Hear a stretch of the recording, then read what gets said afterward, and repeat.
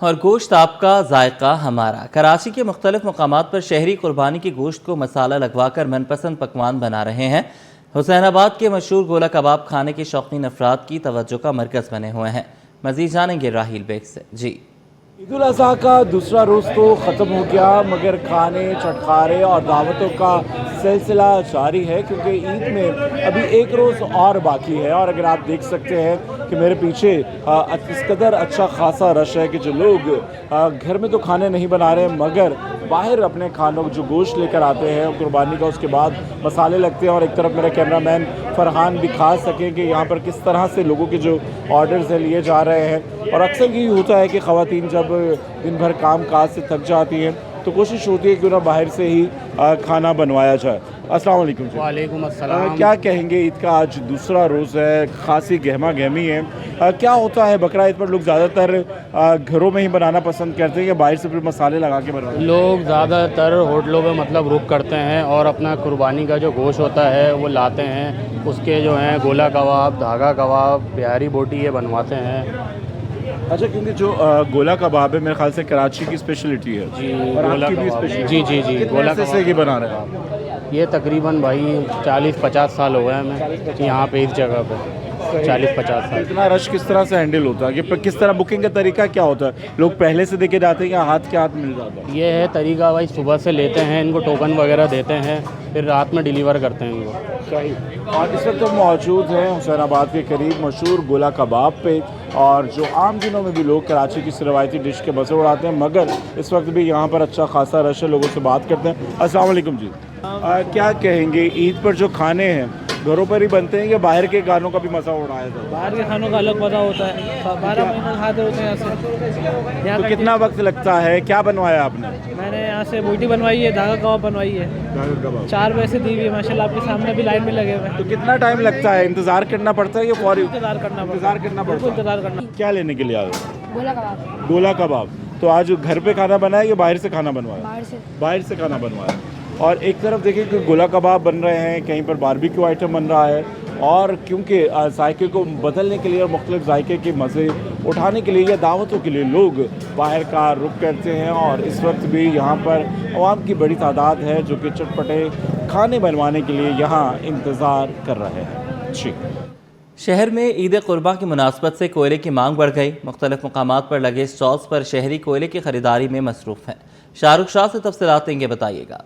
जी बिल्कुल, देखिए मैं इस वक्त डिस्ट्रिक्ट सेंट्रल से आपको रिपोर्ट कर रहा हूँ और बारबेक्यू का इंतज़ामात के लिए जो है वो लोग आ रहे हैं। कुर्बानी सुन्नत इब्राहिमी अदा कर दी गई है पहले और दूसरे रोज़, और अब घरों में बारबेक्यू का एहतमाम जो है वो किया जाएगा। सीख बोटी और मुख्तलिफ इकसाम के बारबेक्यू जो है वो बनाए जाएंगे और अगेटियों पे जो बनाए जाएंगे उसके लिए कोयले की ख़ास ज़रूरत होती है। और इस वक्त कोयले के ख़रीदार जो है वो ख़रीदने के लिए लोग आ रहे हैं। इस वक्त अगर मैं आपको अपने कैमरामैन आकिब से रिक्वेस्ट करूँगा अगर दिखाए तो शहरी जो है वो इस वक्त आ रहे हैं और कोयले जो है वो किलो के हिसाब से फ़रोग कर रहे हैं।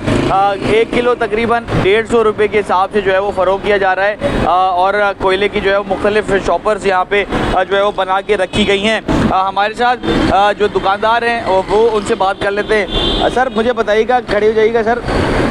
हाँ, अच्छा ये बताइएगा कि क्या किलो और कितना हर साल लगाते हैं आप? इसमें क्या जो है ना वो फ़ायदा होता है? मैं रोज़ाना वाटर पंप में कोयला लगाता है, आवाम की खिदमत के लिए लगाऊँ। 150 रुपये किलो था पहले साल, 120 रुपये किलो था, आजकल थोड़ा सा महंगा हो गया। मैं रोज़ाना ये हमारा पकड़ जो है रोज़ाना लगाता हूँ। अच्छा, पिछले साल से कम में फ़रोग कर रहे हैं या रेट कुछ बढ़े इस साल? इस साल तो वो सही बात है, वो पहले साल तो महंगाई इतना नहीं थी, पहले आज साल महंगाई बहुत ज़्यादा हो रहा है। हमारा पास भी महंगा है और मैं भी आवाम के लिए गुजारा। पिछले साल क्या रेट थे? 120 चलता है, इस साल 150 चलता है। चल रहा था 120-100 रुपये चल रहा था। और लोग आ रहे हैं, ख़रीद रहे हैं? जी सर, लेकिन पिछले साल जैसे नहीं आ रहे थे, कम आ रहा है क्योंकि महंगाई इतना है कि बंदा जो है परेशान है। बहुत शुक्रिया। हमारे साथ जो है वो दुकानदार मौजूद थे। उनका ये कहना है कि हर साल लगाया जाता है। पिछले साल 120 रुपये किलो के हिसाब से फ़रोख्त किया जा रहा था और अब महंगाई की वजह से 30 रुपये मज़ीद बढ़ा दिए गए हैं। इस साल 150 रुपये में जो है वो कोयला फ़ी किलो के हिसाब से यहाँ पे जो है वो डिस्ट्रिक्ट सेंट्रल में फ़रोख्त किया जा रहा है और लोग बारबेक्यू जो घर में कर रहे हैं वो यहाँ से जो है वो कोयले लेके जा रहे हैं और अपने घरों में बारबेक्यू का भी जो है वो एहतमाम जो है वो इस वक्त कर रहे हैं। जी, ईद कुर्बान के दूसरे रोज़ भी रात गए तक शहर में गहमा गहमी रही। शहरी कुर्बानी के बाद गोश्त लेकर बारबेक्यू स्पॉट पर पहुंचे शहरी मसालेदार बारबेक्यू लेने में मसरूफ़ हैं। मज़ीद जानेंगे सलमान सलीम से। जी, बिल्कुल, बड़ी ईद की बड़ी खुशियाँ होती हैं और ईद उल अज़हा के बाद जब सुन्नत इब्राहिमी अदा की जाती है तो मुख्तलिफ़ जो खाबे हैं वो खाए जाते हैं। कराची के शहरी गोला कबाब, सीख कबाब और जो बोटियाँ हैं उसको बहुत ज़्यादा पसंद करते हैं। मुख्तलिफ़ मुकामात के ऊपर गोश्त आपका और जायका हमारा इस नाम से जो है वो स्टॉल्स लगाए जाते हैं। अमजद साहब बताइएगा, आप लोगों ने भी यहाँ पे स्टॉल लगाया, हर साल लगाते हैं, क्या पैसे होते हैं इसके और अगर कोई बुकिंग कराना चाहे किस तरह कराता है?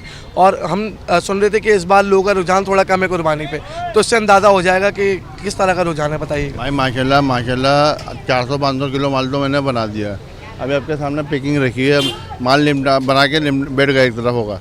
और माशाल्लाह चिकन दा और बीफ दागा और बिहारी बोटी ये तो बहुत चलती है मेरी, माशाल्लाह पूरे साल चलती है। ये कंडीशन है भाई, माशाल्लाह ख़ानदानी गाँव वाले हैं। अब नए लोग आ गए हैं तो उनका भी अल्लाह पाक काम चला रहा है। ये बताइएगा कि कराची की जो शहरी हैं वो क्योंकि बहुत ज़्यादा पसंद करते हैं, तो मुख्तलिफ़ इलाकों से आपके पास ऑर्डर आते हैं या हैदराबाद के अतराफ़ से ही आते हैं? भाई माशाल्लाह पूरे कराची से ऑर्डर आता है। अभी नई सोसाइटी बनी है, क्या बोलते हैं, बेरिया टाउन से भी ऑर्डर आए हुए थे।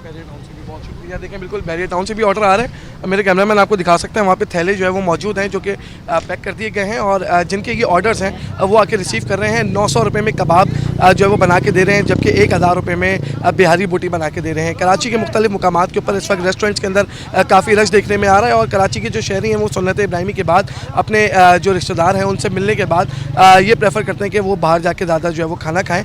तमाम यहाँ पर कबाब बनाए गए, बोटियाँ बनाई गई और दीगर जो खाने हैं वो भी शहरियों की जानिब से खाए जा रहे हैं। ईद की खुशियों के मौका पर जहां शहरी अपने अहल खाना के साथ वक्त गुजार रहे हैं, वहीं पुलिस एहलकार अपने घरों से दूर रहकर शहरियों के तहफ़्फ़ुज़ और अमन व अमान को यकीनी बनाने में मसरूफ़ हैं।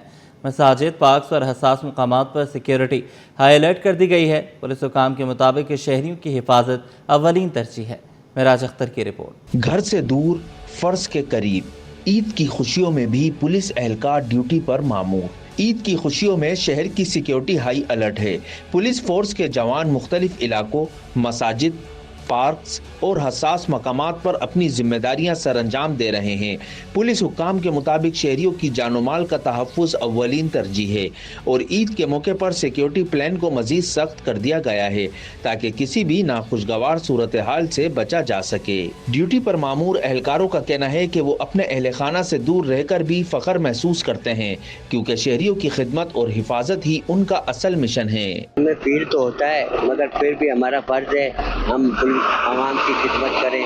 हमारे आला अफसरान के हुक्म के मुताबिक हम इलाके में गश्त और पेट्रोलिंग रखते हैं और इलाके में कोई नाखुशगवार वाक़या पेश आए, इसीलिए हम इलाके में निकले हुए हैं। ईद जो है वो सबकी अच्छी बने, इस वजह से ड्यूटी पे अपने फ़राइज़ अंजाम देने के लिए हम सर नौकरी पे अपने टाइम के हिसाब से पहुंचते हैं और ईद के मौके पे तमाम जो हज़रात अपनी फैमिलियों को लेकर निकलते हैं, इनको किसी चीज़ का खर्चा ना हो, आला अफसरान का हुक्म है सर। ईद की खुशियों में रंग भरने वाले पुलिस एहलकार खुद फर्ज, शनासी और कुर्बानी की जिंदा मिसाल बने हुए हैं जो अपने घरों से दूर रहकर भी शहरियों के चेहरों पर सुकून और तहफ़्फ़ुज़ का एहसास कायम रखे हुए हैं। कैमरामैन अजलान छिपा के साथ मेराज अख्तर, सिटी 21। ईद उल अज़हा खुशियों, कुर्बानी और अपनायत का त्यौहार है, मगर कुछ बुजुर्ग ऐसे भी हैं जो अपने प्यारों से दूर ये दिन गुजारने पर मजबूर हैं। कराची के दारुस्सुकून ओल्ड एज होम में मुकीम बुजुर्ग ईद को यादों, दुआओं और एक दूसरे की मोहब्बत के सारे मना रहे हैं। अक्सर शेख की रिपोर्ट। दारुल सुकून में यादों भरी ईद, अपनों से दूर बुजुर्गों की उदास खुशियां। कराची के दारुल सुकून ओल्ड एज होम में ईद उल अज़हा सादगी से मगर मोहब्बत भरे माहौल में मनाई जा रही है, जहां बुजुर्ग एक दूसरे के साथ वक्त गुजार कर खुशियां बांट रहे हैं। किसी की आंखों में अपने बच्चों की याद है तो कोई मुल्क कौम की सलामती के लिए दुआ गो दिखाई देता है। इदारे की जानिब से बुजुर्गों के लिए खुसूसी खानों और ईद के इंतजामात भी किए गए। दारुसुकून में मुकीम बुजुर्गों का कहना है कि ईद की खुशियां अपने बच्चों और खानदान के बगैर अधूरी महसूस होती हैं, लेकिन यहाँ सब मिलकर एक खानदान की तरह ईद मनाते हैं। घर वाले तो आए ही नहीं और हम यहीं बैठे हुए और गुजारा कर रहे हैं और बड़ी प्रॉब्लम हो रही है हमारे साथ। इतने साल हो गए, घर से अपसेट हो गए, बीवी बच्चे हैं नहीं रखते। बहुत मजे से गुजर रही है, बहुत खुश हो रही हूँ और मेरे अपने याद भी आते हैं, लंदन भी याद आता है, क्रिसमस भी याद आती है। नहीं मिलने अभी आएंगे, मैंने बोला बिजी है ना ये लोग। अभी लड़की से बात हुई, मेरी दूसरी लड़की से बात हुई, मेरे नवासे से बात हुई। बुजुर्गों का कहना था कि ईद का असल हुस्न अपनायत, मोहब्बत और यादों में होता है। यही एहसास उन्हें एक दूसरे के करीब रखता है। दारुसुकून में गुजरने वाली ये ईद इस हकीकत की याद दिलाती है कि बुजुर्ग सिर्फ सहारा नहीं बल्कि मोहब्बत और तवज्जो भी चाहते हैं।